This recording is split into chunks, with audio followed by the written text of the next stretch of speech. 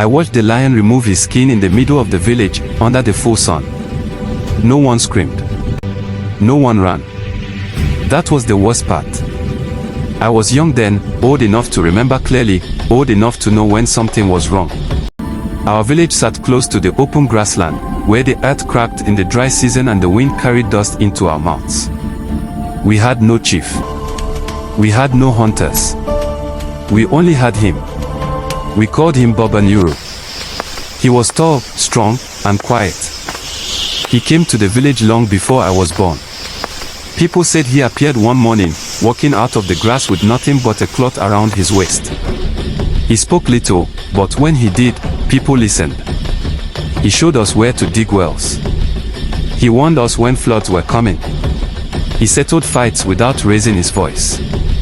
When animals attacked our goats, he went alone and came back without a wound.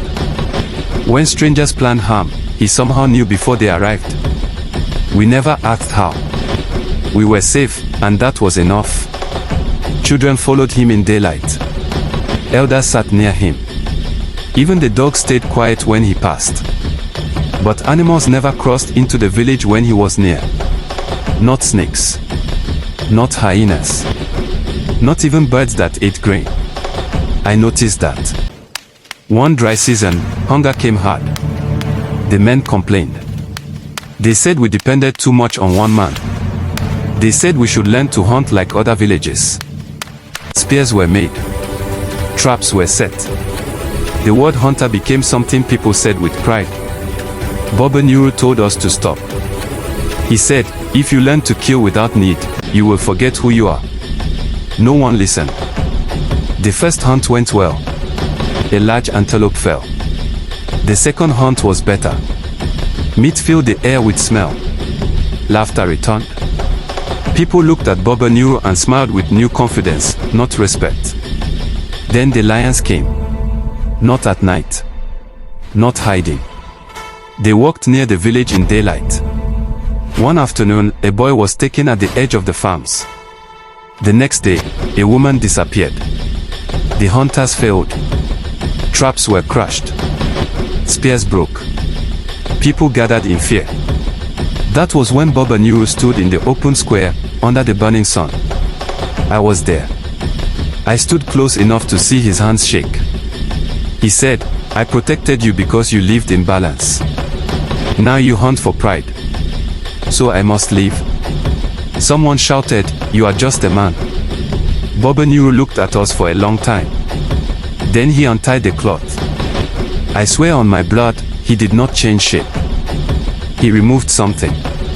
Like skin pulled from wet clay.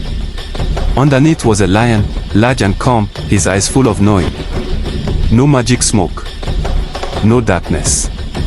Only daylight and truth. People fell back. Some cried. Some dropped to their knees. The lion did not roar. He walked toward the grassland, then stopped.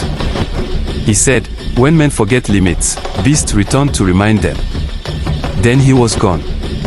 The lion stopped attacking after that week. But Baba Nuru never came back.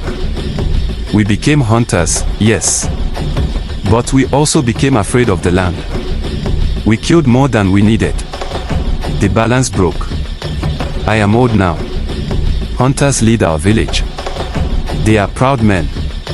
But when the sun is high and the wind is still, I sometimes see one lion sitting far away, watching. Not hunting. Guiding. Listen. Protection is not power. Killing is not strength. When humans forget balance, nature does not want twice. Please subscribe to this channel.